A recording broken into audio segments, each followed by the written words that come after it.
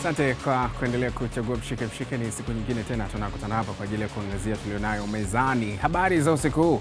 Jina langu ni Kennedy Moses. Karibu tuangazie yale ambayo tunayo mezani leo. Kikosi cha timu ya taifa ya soka ya Tanzania Taifa Stars kimeondoka leo kuelekea kule Morocco kutokea Misri ambako kiliweka kambi ya siku kadhaa ikiwa ni kuelekea fainali za AFCON 2025 zitakazoanza kutimua vumbi Disemba 21, ambapo mchezo wa ufunguzi ni kati ya mwenyeji Morocco dhidi ya Komoro. Mchezo wa kwanza kwa Taifa Stars katika kundi C utakuwa Disemba 23 mwaka huu dhidi ya Nigeria. Afisa habari na mawasiliano wa shirikisho la soka hapa Tanzania, Clifford Mario Nimbo, ametoa tathmini ya kambi ya siku 10 nchini Misri na utayari wa kikosi cha Taifa Stars kwenda kushindana AFCON 2025. Tumekuwa hapa Cairo, Misri kwa takriban siku 10 hivi katika maandalizi ya kuelekea kwenye AFCON ya 2025 pale Morocco. Na leo kambi inakamilika hapa Misri, na maana kama unavyoona tayari sasa mabegi na vifaa vyetu vingine ndio vinaingia kwenye gari kwa ajili ya kutoka hotelini hapa kuelekea airport kwa ajili ya safari ya kuelekea Morocco kwenye hiyo AFCON ya 2025. Lakini imekuwa ni kambi nzuri kwa maana ya sehemu ya maandalizi, na tukipata michezo kadhaa ile ya indoor kwa maana ya kuendelea kukishape kikosi kuelekea kwenye finali hizo za AFCON ya 2025. Lakini pia mbali na hayo maandalizi ambayo tumekuwa tukiyapata, lakini aina ya kambi yenyewe ilivyokuwa, mazingira kusema kweli ni mazuri, lakini pia hali ya hewa inaendana na kule ambako tunakwenda, na ndio maana tulichagua kufanyia hapa Cairo, Misri. Lakini pia tunashukuru ugeni wa serikali jana ambao ulipita hapa kambini kwa ajili ya kuja kutembelea kambi, lakini pia kukabidhi bendera ambayo ndio inakwenda kupepea kwenye hiyo AFCON ya 2025. Kwa hiyo kikosi kinaondoka leo kuelekea Morocco, manake sasa tunakwenda kwenye ardhi ambako mashindano ndiko yanakofanyika, na tunasema kwamba tunakwenda tukiwa tuko tayari kwa mashindano, kwa sababu unapoingia kwenye ardhi ya mashindano manake ni kwamba ndio tayari mashindano yanakuwa yameshaanza. Kwa hiyo tunaingia sasa Morocco kwa ajili ya mashindano ya AFCON. Wakati hayo yakiendelea hapa Dar es Salaam, mchezaji wa zamani wa Taifa Stars Willy Mtendawema amewakumbusha wachezaji na viongozi, ikiwa ni pamoja na benchi la ufundi la timu ya taifa ya Tanzania, kuwa wanapovaa jezi ya Taifa Stars wanabeba dhamana ya bendera ya taifa la Tanzania, hivyo waende kucheza kwa moyo wa kujitoa. Katika kundi letu mimi naliona kama lina ugumu kidogo kwa hizi timu mbili. Labda tunaweza tukashindana na Uganda, lakini kwa Nigeria na Tunisia tufanye kazi ya ziada. Kwa nafasi yako sasa, wewe ni mchezaji wa zamani, unawashauri nini wachezaji wa Taifa Stars na hata viongozi pia kwa TFF kwa ujumla? Naanza kwa wachezaji. Kwa wachezaji, unajua mpira, uwezo wa kucheza mpira unakuja kwako wewe mwenyewe binafsi kwanza. Unaangalia madhaifu yako, unayarekebisha katika mazoezi ya kwako binafsi. Kwa sababu sisi kipindi hicho mtu ukijiona mazoezi sawa, mwalimu ananifanyisha lakini najiona bado siko fit, basi unafanya mazoezi yako wenyewe. Tulikuwa tunakodi gari mwenyewe, unajikodia gari na kupeleka bichi, unafanya mazoezi kama ni unajiona mzito, unatafuta mazoezi ya wepesi, unajiweka sawa, unakuja unakuwa timamu. Kwa upande wa viongozi wawe na moyo wa ukweli ndani ya mioyo yao, wawe na nia hasa halisi ya kuitengeneza timu ya taifa. Kwa upande wake, mkuu wa wilaya ya Ilala Edward Mpogolo na amewaomba mashabiki wa soka wa Tanzania kuiunga mkono timu ya taifa ya Tanzania Taifa Stars, ikiwa ni pamoja na kuiombea dua kuelekea fainali za AFCON 2025 zinazotarajiwa kuanza kutimua vumbi huko Morocco. Michezo hususan mchezo wa soka ni mchezo ambao una nguvu sana. Ni zaidi ya mchezo ambao unaweza kauona. Soka ukiangalia unaweza kufikiri ni mchezo, lakini ni zaidi ya mchezo. Kwenye soka ndipo ambapo nguvu ya kuleta umoja wa kitaifa unapopatikana. Kwenye mpira wa soka ndipo zile tofauti za kisiasa, za kidini, za kijamii zinatoka, na zikitoka zinatoka kweli kwa nafsi ya watu ambao wanapenda soka. Hivyo mchezo wa soka ni mchezo ambao una nguvu sana ya kuwaunganisha watu. Hivyo kwetu sisi kama Watanzania, mashindano haya ya AFCON yanatuunganisha sisi Watanzania kama kuwa wamoja, inatoa tofauti zetu, na ndio maana tunapokwenda kwenye michezo kama hii, Watanzania wote tunakuwa wamoja. Sisi kama serikali ya wilaya, kama nilivyosema hapo awali, kwamba soka ni chombo ambacho kina nguvu, kinaweza kuunganisha watu, na ni chombo ambacho ukitaka kukiona ni wakati wanaimba nyimbo ya taifa. Wakati vilabu timu inaimba nyimbo ya taifa, angalia uwanja mzima unasimama pamoja kuimba wimbo wa taifa ambao ni wimbo wa kizalendo, au kitizama zile beti zake ambazo zinaonyesha uzalendo. Hivyo sisi kama wilaya, kama serikali ya wilaya, moja ya jukumu letu ni kuhamasisha, kuunganisha vikundi vyote vya hamasa kwenda kwa pamoja kuona namna gani tunaweza kuhamasisha, lakini pia kuitangaza nchi yetu ya Tanzania kupitia hamasa, kwamba sasa kama Watanzania twendeni tujiunge pamoja, twendeni tukaishangilie timu yetu ya taifa. Unaposhangilia timu ya taifa, huwashangilii wachezaji 11 ambao wanaingia ndani kucheza, la hasha, unashangilia utanzania wako wa zaidi ya watu milioni 60. Leo tuangalie uchambuzi wa ndani zaidi kuhusiana na maandalizi ya Stars kuelekea kwenye mchezo huo, na taungana na mchambuzi masuala ya soka Philip Nkini kuweza kuzungumza naye mawili matatu. Philip, karibu. Mambo yanaenda? Mambo sio. Hai, Stars tayari imeshaanza safari kutokea kule Misri kuelekea Morocco, ambako watakuwa na maandalizi ya siku chache kuelekea mchezo wa kwanza tarehe 23. Tutakuwa kama siku 4 hivi za maandalizi. Hizi zimekaaje ikiwa ni maandalizi kuelekea mchezo mgumu wa kwanza dhidi ya Nigeria? Nafikiri huko wanaenda kukamilisha, wameenda kwenye sehemu ya mashindano sasa. Maandalizi walishafanya huko nyuma, kwao ni kwenda, kwa sababu kinachowasaidia pia wakati mwingine ni mazingira ambao wametoka Misri, ambao ni karibu. Morocco, hali ya hewa na Misri zina tofauti sana. Kwao kikubwa wanachoenda sasa hivi ni kwenda kupambana. Huko hawaendi tena kujiandaa. Wanachotakiwa kufanya ni kuhakikisha ya kwamba wanaonyesha kile ambacho walishakifanyia mazoezi. Mwalimu ni mpya, lakini amepata nafikiri dakika 270 za mechi za kirafiki, zinamtosha kuona ya kwamba timu yake ina mwelekeo gani, na hizi mechi mbili zote alizocheza zimeonyesha picha kwamba wamescore magoli 3, hawajaruhusu goli hata moja. Kwa hiyo unaona ya kwamba kuna mwelekeo mzuri zaidi ambao anao kwa sasa. Tayari kikosi kimeshaondoka uwanja wa ndege wa Cairo International pale, na miongoni mwa maeneo ambayo yamekuwa mjadala mkubwa ni pamoja na baadhi ya nyota, hasa wale wa kimataifa, kuwasili siku chache zilizopita. Hii itakuwa ngumu marahisi kiasi gani kuingia kwenye muunganiko wa Gamondi, ama siku chache hizo 4 ambazo zimesalia kuelekea mchezo wa kwanza zinaweza kumtosha kuona ni kwa namna gani atawatumia? Baadhi alishakuwa nao huko nyuma, alikuwa nao nafikiri hata kwenye ile mechi ya kirafiki ile ya kwanza. Kwa hiyo tayari alishaona mwelekeo wao wanaelekea wapi. Huko wanapokwenda ni kwenda kuunganisha tu. Unajua tofauti ya timu ya taifa na klabu, hamkai muda mrefu sana. Mwalimu ana kazi ndogo sana ya kutafuta tu mwelekeo wa timu yake, anataka icheze vipi. Kwa hiyo nafikiri sio sababu sana. Ana siku 2, siku 3 za kwenda kuwaingiza kwenye kikosi, lakini pia kwa sababu alikuwa anaofuatilia kule wanavyocheza, nafikiri ni rahisi kwake kujua kwamba ni nani anaweza akacheza wapi kwa ajili ya kuisaidia timu ya taifa, kwa sababu hii unaozungumzia ni timu ya taifa. Wachezaji 28 kati ya watu milioni 60. Kwa hiyo wanakwenda kutuwakilisha wote. Kwa hiyo lazima tuwaunge mkono na tuamini ya kwamba wana uwezo wa kufanya kitu kizuri zaidi. Safari nini unakiona kwenye maandalizi ya Stars mpaka sasa walipofikia na ugumu walionao kwenye kundi lao dhidi ya wapinzani wao? Hakuna timu hata moja ambayo inaenda kwenye AFCON ambayo ni rahisi. Yaani hao Nigeria ambao sisi tunawaona ni wagumu, nao wanatufikiria sisi wanatuona ni wagumu, kwa sababu tayari tulishapita kwenye mchakato wa kufuzu. Mchakato wa kufuzu AFCON ni mgumu zaidi, kwa sababu mnacheza mechi nyingi sana, alafu mnahama kutoka nchi moja kwenda nchi nyingine. Kwa hiyo nafikiri kila timu ambayo tutakutana nao ni ngumu. Tukutana Nigeria ni ngumu, Tunisia ni ngumu, Uganda pia ni ngumu, lakini kikubwa ni kama wachezaji watakuwa wamemsikiliza mwalimu na kufanya kile ambacho wameelekezwa mazoezini. Mimi sioni shaka sana kuhusiana na haya mataifa, pamoja na kwamba wao yanatajwa ni makubwa na yanaonekana kweli kwenye makaratasi ya kwamba wenyewe ni mataifa makubwa kwenye soka. Kinachoweza kuwasaidia Stars ni kuamini ya kwamba wanaweza kushinda. Kwenye mechi za kushinda wanaweza kushinda, kwenye mechi ya kupata sare wanaweza kupata sare.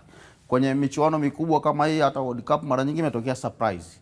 Basi Tanzania inaweza ikawa moja kati ya zile nchi ambazo zikaleta surprise tofauti na watu wengi wanavyofikiria. Pamoja na ugumu wa kundi, sasa hivi hatuendi tena kujifunza, tunakwenda kwa ajili ya kushindana, kwa sababu huko nyuma tulishajifunza. Hizi AFCON zingine zote zilizopita tulienda kwa ajili ya kwenda kujifunza. Sasa hivi tunakwenda kushindana. At least basi kama tutashindwa kuvuka, angalau tupate ushindi ili kutengeneza njia nzuri zaidi ya kuelekea kwenye AFCON ambayo tutaandaa wenyewe 2027. Naam, shukrani sana Philip. Tutapata saa mwingine kujadili mengi zaidi. Ni Philip Nkini, mchambuzi wa masuala ya soka, nikizungumza naye kuhusiana na maandalizi ya Stars kuelekea AFCON. Huu ni mshike, endelea kuwa nasi, usiondoke.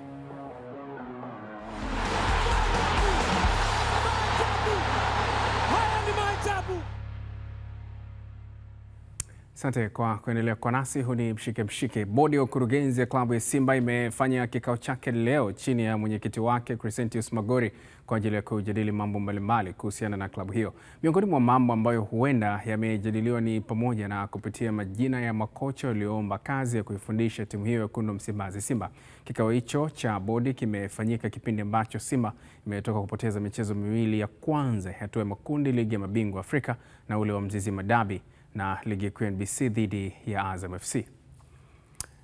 Mbali na hilo tugeukie hapo, lakini tukisalia kwenye mlengo huo, je, mchakato wa kupata kocha mkuu mpya wa klabu ya wekundu wa Msimbazi Simba umefikia wapi? Huyu ni meneja wa habari na mawasiliano wa klabu hiyo Ahmed Ali, ambaye amezungumza na mshike. Mchakato unaendelea vizuri, tena vizuri sana, na sasa tuseme moshi mweupe umeshaanza kuonekana, na very soon mashabiki wa Simba watamuona mwalimu wao. Tumekuwa kimya tukiangalia nani mwalimu sahihi wa kuja kuifundisha timu yetu. Ukiangalia timu yetu, malengo tuliyokuwa nayo, tunachokihitaji kukipata msimu huu, tunahitaji mwalimu mkubwa, mwalimu mzuri ambaye anaweza kutuvusha hapa tulipo. Kwa hiyo tulikuwa tumejifungia viongozi wetu wakifanya analysis ya kina ili kumpata mwalimu aliyekuwa sahihi, na bila shaka ameshapatikana. Palipobaki ni kumtangaza, wana Simba wamjue mwalimu wetu mpya ni nani.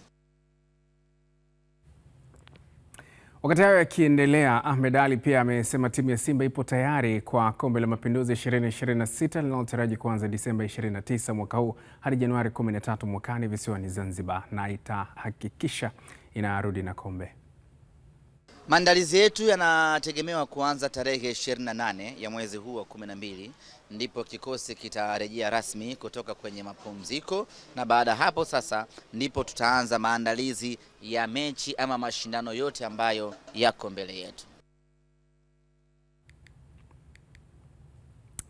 Naam, kati hayo yanaendelea kwa upande wa wekundu wa Msimbazi Simba, na kumsikia Ahmed Ali wakati akizungumza hayo ambayo yanaendelea kwenye kikosi cha wekundu wa Msimbazi Simba. Ni kukumbusha una nafasi ya kuendelea kutufuatilia kupitia kurasa zetu mbalimbali za mitandao ya kijamii, Facebook pamoja na Instagram Azam TV TZ, lakini vile usisahau kuungana nasi kupitia kurasa zetu za Instagram Azam TV Sports. Huko unaweza kutuandikia maoni yako na tutakuja kuyasoma hapa kupitia mshike. Tuwageukie Yanga sasa. Kikosi cha Young Africans kinaendelea na maandalizi ya kujiweka sawa kwa ajili ya michezo ijayo, ingawa kinataraji kuvunja kambi Disemba 21 na kurejea tena kambini Disemba 28. Hii ni kuelekea maandalizi ya Kombe la Mapinduzi ambalo linatarajiwa kufanyika kule visiwani Zanzibar pamoja na ligi ya mabingwa barani Afrika, pasi na kusahau ligi kuu ya NBC. Tumerejea baada ya mapumziko ambayo tuliwapa wachezaji kwenye ile wiki ya kwanza, na wamefanya mazoezi wiki yote hii, na siku ya kesho panapojaliwa Mwenyezi Mungu itakuwa pia ni siku ya mwisho kwa mazoezi ambayo wamefanya wiki hii. Watakwenda kwenye break nyingine kwa ajili ya kutoa nafasi ya wachezaji hawa kwenda kusherehekea sikukuu za Christmas karibu kabisa na familia zao. Alafu tarehe 28 watakiwa waripoti tena kambini, na hapo wakirudi tunaanza maandalizi sasa mchaka kwa ajili ya mechi za ligi kuu na mashindano mengine ambayo tutashiriki. Wakati hayo yanaendelea, uongozi wa klabu ya Young Africans tayari umeshapata ripoti kutoka kwenye benchi la ufundi, ikiwa sasa ni maandalizi ya kuona ni mabadiliko gani ambayo yatayafanya wakati wa dirisha dogo, huko Ahmed Ali Kamwe akithibitisha kwamba wana mpango wa kuongeza nyota wengine wapya kikosini. Ripoti imeshafika kwa afisa mtendaji mkuu wa klabu yetu na imeshaanza kufanyiwa kazi. Nisiseme tu imefika afu imekaa, imeshaanza kufanyiwa kazi. Ni vile tu Yanga mambo yetu huwezi kuyakuta yakitoka. Hakuna jasusi ambaye anaweza akafanya kazi Young African Sports Club, lakini ripoti imeshaanza kufanyiwa kazi na tayari kwa asilimia 80-85 yote ambayo ripoti imeainisha kwa maana ya timu kuboreshwa tunakwenda nayo vizuri. Tuwe mazungumzo na wachezaji wasiopungua watatu, wanaweza kuzidi lakini hawatakuwa chini ya watatu ambao tuko nao kwenye mazungumzo na yanakwenda vizuri kwa 85%. Tunaamini dirisha hili sio dirisha la anado, ni dirisha la kwenda kuboresha. Maana umeangalia timu yako alafu umegundua eneo hili akija fulani mambo yanakuwa vizuri. Tukisalia hapo, wachezaji wa Young Africans Clement Mzize na Yao Kwasi wanatarajiwa kurejea kikosini Januari 2026 kama anavyoeleza kwa undani jambo hilo meneja habari na mawasiliano wa klabu hiyo Ali Kamwe. Hali ya wachezaji wetu kwa sasa hivi tunamshukuru Mwenyezi Mungu. Wachezaji ambao walikuwa nje kwa sababu ya majeraha, hali yao inazidi kuimarika. Kwa mfano, mchezaji kama Yao sasa hivi ameanza kufanya mazoezi ya utimamu wa mwili. Ameshatoka kwa physio, sasa hivi amekuja kwenye level ya fitness na tunamuona ameanza kuchanganyika na timu kwa pamoja. Hiyo ni kiashiria kama mchezaji ameshaimarika na anaweza kutumika kama mwalimu ataona inafaa.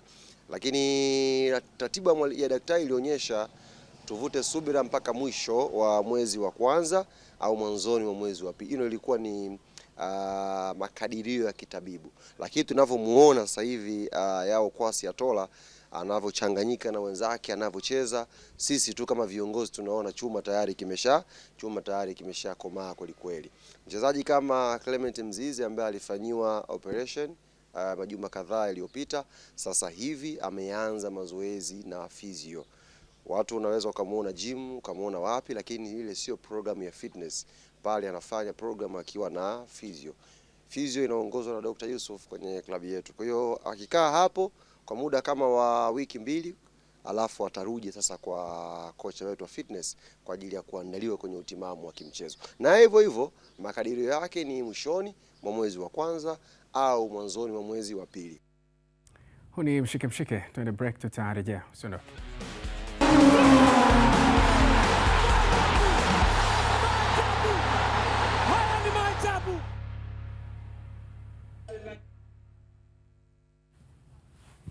Asante kwa kuendelea kwa nasi. Huu ni mshike na tuendelee kuangazia tulionayo mezani. Idara ya masoko na mauzo kwa upande wa Azam FC inasema imejipanga kikamilifu kuhakikisha wapenzi na mashabiki wa klabu hiyo wanapata bidhaa bora na halisi wakati huu ambapo Kombe la Mapinduzi mwaka 2026 likitaraji kuanza Disemba 29 mwaka huu, ambapo Azam FC ni miongoni mwa timu 4 zitakazoshiriki kutoka Tanzania bara.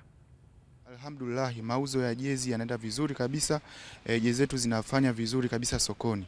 Sasa nitoe wito kwa mashabiki, huu ni msimu wa sikukuu na kumbukumbu. Tumetoka kwenye Mzizima Dabi, tulipata matokeo chanya, tulishinda vizuri kabisa bao 2-0.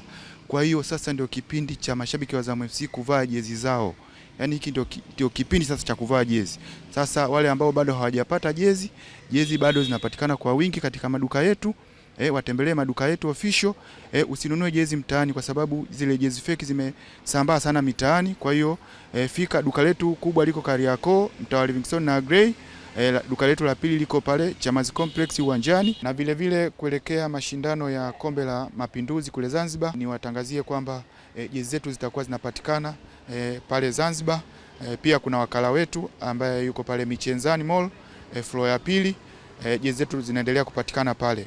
Na vile vile kuendelea mashindano hayo ya Mapinduzi, sisi duka letu tutalihamishia pale Zanzibar kuhakikisha wadau wote wanapata jezi zetu original. Vile vile nitoe wito kwa wazazi, usiumize kichwa msimu huu wa sikukuu kwamba mtoto wako utamtoa vipi ule mtoko wa sikukuu. Sisi tunazo jezi za watoto bora kabisa na zile tracksuit za watoto nzuri kabisa. Kwa hiyo mtoto atavaa tracksuit atapendeza kama mtoko wa sikukuu. Timu ya Pamba Jiji FC imerudisha nyuma kikosi chake kurejea kambini kutoka Januari 3 mwakani hadi Disemba 28 mwaka huu ili kupata muda wa kutosha kujiandaa na mechi zijazo za Ligi Kuu NBC, huku jezi mpya za klabu hiyo zikitarajiwa kuzinduliwa na kuingia sokoni siku chache zijazo. Taarifa mpya ya urejeo wa mazoezi mara baada ya sikukuu ya Christmas. Watu wataanza taratibu kuweza kujiongea. Kwa hiyo panapo majaliwa kuanzia tarehe 28 hivi wachezaji wataanza kuingia kambini kwa ajili ya kuanza kazi mara moja, kuhakikisha yale ambapo au pale ambapo tumeishia tunaendelea. Kwa hiyo najua shauku ya mashabiki na wapenzi wa klabu ya Pamba Jiji kwenye eneo la kupata mtoko wa taifa kwa maana ya jezi za klabu yetu ambazo zinatumika kwa msimu ambao unaendelea wa ligi kuu soka Tanzania bara. Niwaambie kwenye siku chache kutokea hivi ninavyozungumza na nyinyi, basi taarifa rasmi tutaitoa, jezi zinapatikana wapi na kwa shilingi ngapi.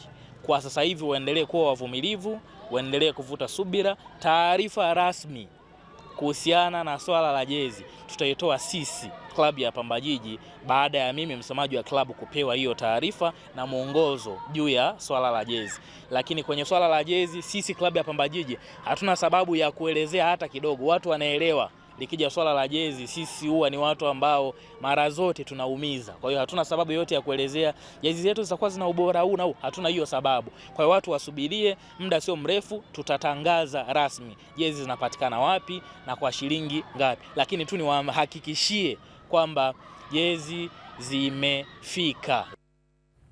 Wakati hayo akiendelea, timu ya KMC imesema tayari imeshapata kocha mkuu mpya ambaye anakuja kurithi mikoba ya Mashio Maximo ambaye amefutwa kazi. Afisa habari wa timu hiyo Halid Chukuchuku amethibitisha hilo. Wengi wanafahamu kwamba tumeachana na kocha yetu mkuu Maximo ambaye alituongoza kwenye takriban michezo 9, lakini kwa bahati mbaya timu ilikuwa katika mwenendo mzuri na management ilifikia maamuzi ya kuweza kusitisha mkataba wake. Lakini sasa hivi tupo katika mchakato wa kutafuta kocha mpya na tunaamini ndani hizi siku 2 tutakuwa tumekamilisha hilo zoezi, na baada ya mwalimu kuwa ameshasaini mkataba atatuambia lini wachezaji wanatakiwa wafike kambini, waripoti mazoezini na yeye aanze nao programu mpya. Kikubwa tunaamini tumeshafanikisha kila kitu, kocha ameshapatikana. Bado tu kuambia Watanzania ni kocha wa namna gani, ni kocha gani, na muda ukifika Watanzania watamjua. Lakini timu inatarajia kurudi mazoezini pale tu mwalimu atapokuwa amesema lini wanatakiwa warejee mazoezini. Hapo hatuna la ziada kwenye mshike hii leo. Tunayo mengi, lakini kwa leo ni nusu saa kwa sababu muda mchache ujao tutakuwa na tukio kubwa hapa la mchezo wa Coppa Italia nusu finali, Napoli dhidi ya AC Milan. Mchezo utakujia hapa punde tu, lakini kwa sasa tukamilishe na muktasari, na ni Super Cup hiyo ambayo tutashuhudia punde tu kutoka kwenye kisimuzi cha Azam TV. Miongoni mwa yale tutakuwa nayo hii leo ni pamoja na haya: Taifa Stars safarini kutokea Misri kuelekea Morocco tayari kwa AFCON 2025. Wekundu wa Msimbazi Simba mbioni kupata kocha mkuu mpya. Na klabu ya Young Africans kuongeza nyota watatu dirisha dogo la usajili. Huu ni mshike. Kwa niaba ya wote ambao wamefanikisha matangazo haya, jina langu ni Kennedy Moses. Tunaweka nukta hapa kwa sasa, lakini usiondoke, punde tu nitakuwa hapa kwa ajili ya kuletea uchambuzi kuelekea mchezo kati ya Napoli dhidi ya AC Milan. Asante, tukutane baadaye.